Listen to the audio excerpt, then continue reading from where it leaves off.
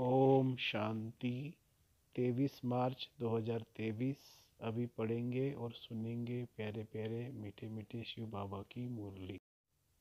मीठे बच्चे, देही अभिमानी बनो तो पुराने जगत से नाता तोड़ने और नए जगत से नाता जोड़ने की खूबी सहज आ जाएगी। एक बाप से लव जुट जाएगा। प्रश्न, किन बच्चों का बुद्धियोग पारलौकिक माता पिता से सदा जुटा हुआ रह सकता है? उत्तर, जीते जी मरकर ईश्वरीय सर्वस्व पर तत्पर रहते हैं। गृहस्थ व्यवहार में रहते भी सभी का बुद्धि योग बाप से जुटाने की सेवा करते हैं। बाप से जो रोशनी मिली है वह दूसरों को देते हैं। स्वर्ग का मालिक बनाने के लिए पावन बनने की युक्ति बताते हैं। उनका बुद्धि योग स्वतः बाप से जुटा रहता है। गीत है, कौन है माता कौन है पिता, कौन है पिता कौन है माता। ओम शांति। गीत का अर्थ क्या है? कहते, जगत के लौकिक माता पिता को, मित्र संबंधियों आदि को सबको छोड़ो और बुद्धियोग अपने सच्चे माता पिता जो सृष्टि के रचिता है उनसे लगाओ। ये जो माता पिता मित्र संबंधी आदि है उनसे अब नाता तोड़ना है और एक से नाता जोड़ना है। उनको भी माता पिता कहा जाता है। तो माता पिता हम बालक तेरे, वह सब एक को कहते हैं। वह लौकिक माँ बाप तो सबके अलग अलग है। ये सारे भारत अथवा सारी दुनिया का माता पिता है। तो पारलौकिक माता पिता का बनना और लौकिक माता पिता मित्र संबंधियों को छोड़ना, इसके लिए देही अभिमानी बनने का ज्ञान चाहिए। जब तक देही अभिमानी नहीं बनते हैं तब तक छूटना बड़ा मुश्किल है। इस पुराने जगत से नाता तोड़ना है और नए जगत से नाता जोड़ना है, यह खूबी है।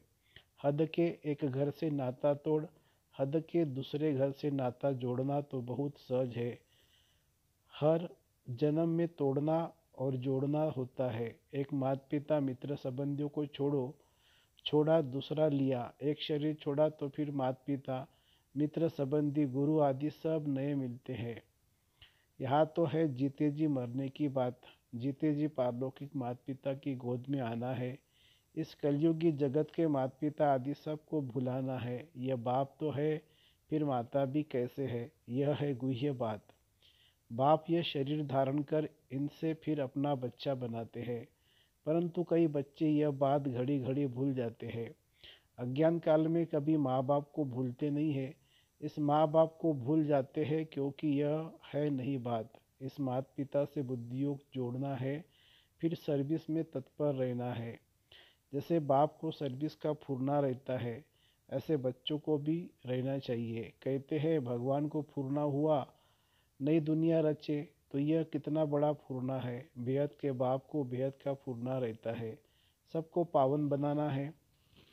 उस पावन दुनिया स्वर्ग के लिए राजयोग सिखाना है, कितने को सिखलाना है। सबका बुद्धि योग बाप के साथ जोड़ना है, यही धंधा हम बच्चों का है।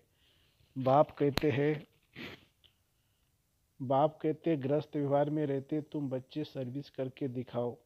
सन्यासियों को फुरना रहता है, हम कोई को कागविष्टा समान सुख से छुड़ावे, पवित्र बनाए। उन पर भी रेस्पॉन्सिबिलिटी रहती है। किसी को वैराग्य दिलाए, पवित्र बनाए। वह समझते हैं घर बार छोड़ना है, यानी समझते कि पतित दुनिया को छोड़ना है। यह तो जब बाप आकर पावन दुनिया का साक्षात्कार कराते हैं तब हम पतित दुनिया से नाता तोड़ते हैं। फिर भी वह अपने को जवाबदार समझ घर बार छोड़ कितने को वैराग्य दिलाकर पवित्र बनाते हैं। महिमा तो उन्हों को भी गाई जाती है। यह संन्यास धर्म नहीं होता तो भारत और ही काम चिता पर जलकर भस्म हो जाता।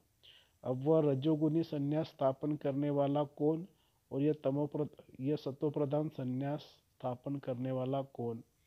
यह बाप बैठ समझाते हैं। उनका हेड था शंकराचार्य।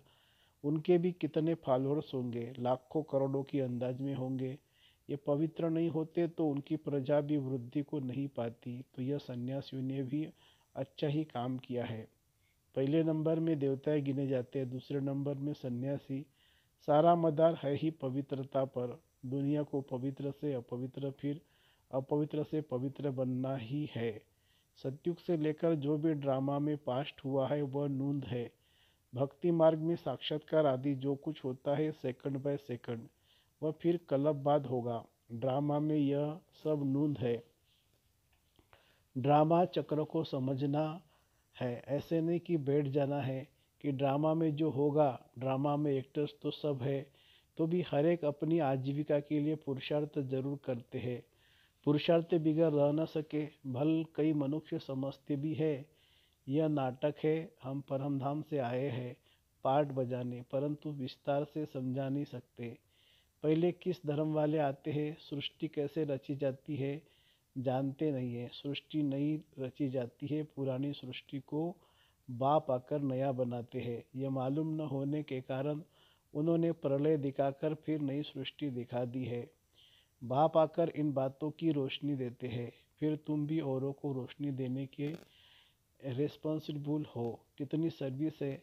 जैसे बाप ने तुमको मुक्ति जीवन मुक्ति में आने का मार्ग बताया है, जिस मार्ग के लिए ही आधा कल्प भक्ति मार्ग में ठोकरें खाई है, तो बेहद के बाप को फुरना रहता है कि हम अपनी सेल्वेशन आर्मी की वृद्धि कैसे करें, सभी को रास्ता कैसे बताए।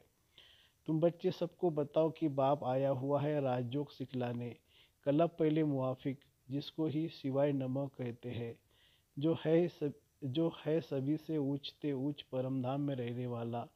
हम सभी आत्मा भी वहाँ निवास करती है। आत्मा को हमेशा इमॉर्टल कहा जाता है।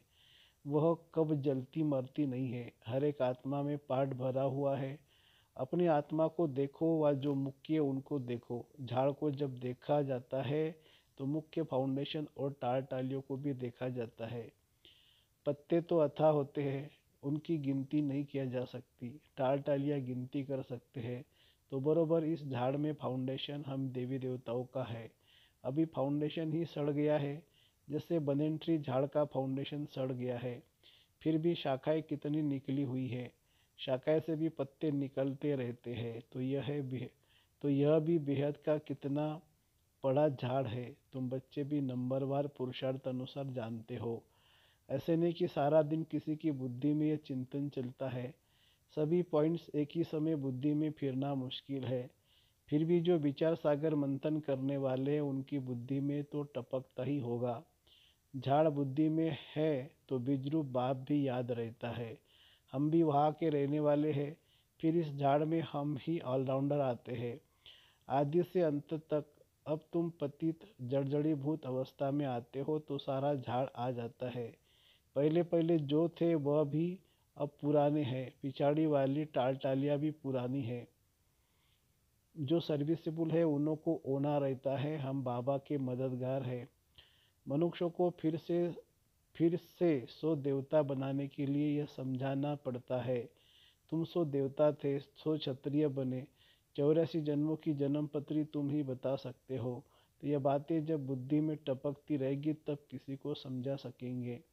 चिंतन चलना चाहिए। हम बच्चे बाबा के साथ मददगार है, तो बुद्धि में आना चाहिए कि हम किसको ड्रामा का राज कैसे समझाए, उन्हों का योग बाप के साथ कैसे जुटाए, मनुष्य से देवता बनाने का पुरुषार्थ कराए, अर्थात बाप से बेहद का वर्षा लेने का मार्ग बताए।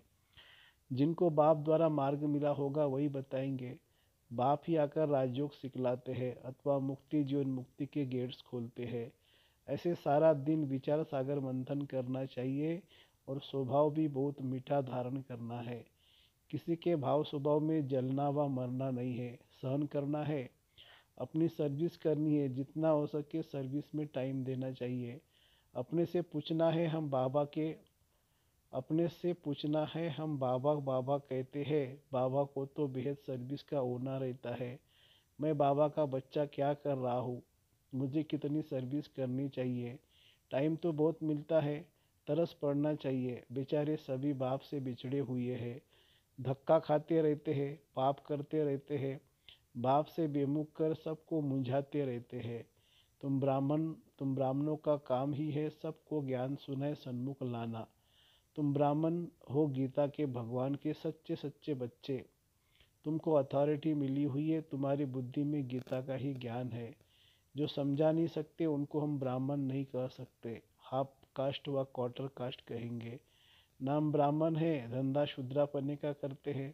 बुद्धि शूद्रपनी की है। अजमेर में पुष्करनी ब्राह्मण रहते हैं, तो वह गीता शास्त्र आदि सुनाने वाले होते हैं। उन्हों का धंधा ही यह है। धामा खाना उनका काम नहीं है। उनका सिर्फ काम है शास्त्र सुनाए दक्षिणा लेना। अब तुम तो हो सच्चे सच्चे ब्राह्मण, बेहद के बाप के बच्चे। प्रजापिता ब्रह्मा बेहद प्रजा का बाप है ना, और शिव बाबा है सभी आत्माओं का बाप। उनका निवास स्थान है परम धाम में। वही पतितों को पावन बनाने वाला है, इसलिए सारी दुनिया उनको याद करती है। वो गॉड कहते हैं तो निराकार बुद्धि में आता है, परंतु गुरुओं की जंजीरों में फंसे हुए हैं। जिन देवताओं की पूजा करते उनके ऑक्यूपेशन का पता नहीं है। वह भी जैसे गुड्डे गुड़िया समझ पूजा करते हैं, ऑक्यूपेशन जानते नहीं है, इसलिए गुड़ियों की पूजा कहा जाता है। तो कितना फर्क रहता है। ढेर के ढेर मुंजे हुए हैं। देवताओं की सूरत और सीरत, मनुष्य की सूरत और सीरत में दिन रात का फर्क है।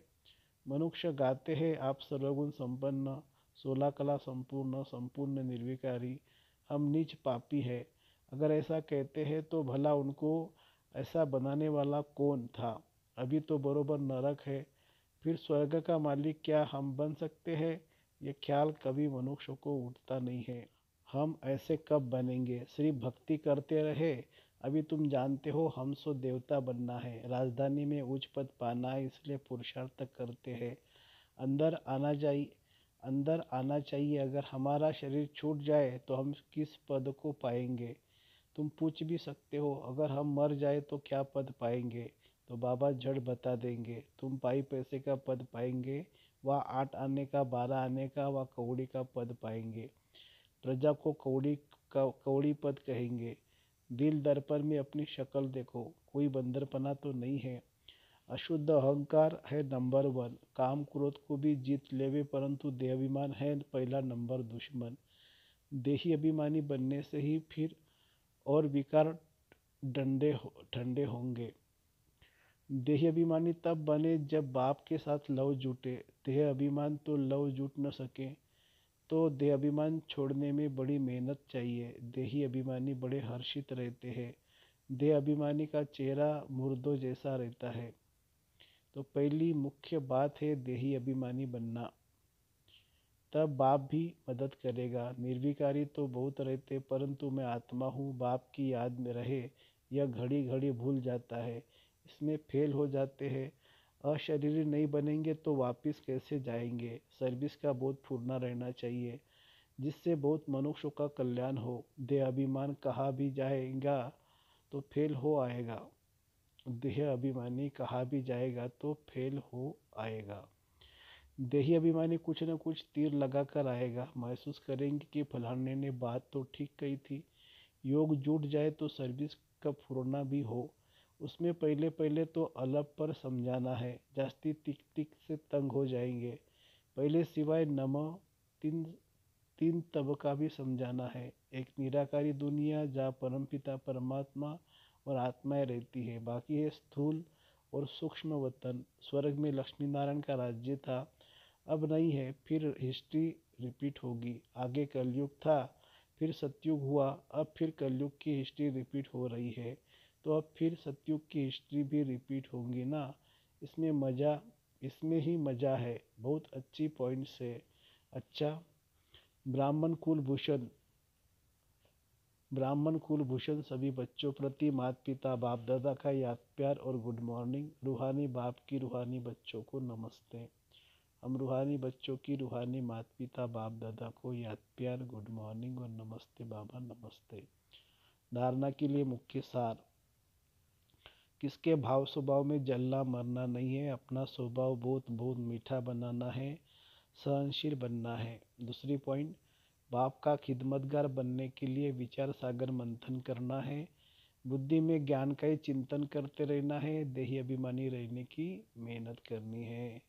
वरदान, सर्व संबंध एक बाप से जोड़कर माया को विदाई देने वाले सहज योगी भवो। जहाँ संबंध होता है वहाँ याद स्वतः सहज हो जाती है। सर्व संबंधी एक बाप को बनाना ही सहज योगी बनना है। सहज योगी बनने से माया को सहज विदाई मिल जाती है। जब माया विदाई ले लेती है तब बधाइयाँ बहुत आगे बढ़ाती है। जो हर कदम में परमात्मा दुआएं ब्राह्मण परिवार की दुआएं प्राप्त करते रहते हैं, वह सहज उड़ते रहते हैं। स्लोगन है, सदा बिजी रहने वाले बिजनेसमैन बनो तो कदम कदम में पद्मों की कमाई है। सदा बिजी रहने वाले बिजनेसमैन बनो तो कदम कदम में पद्मों की कमाई है। अच्छा, ओम शांति।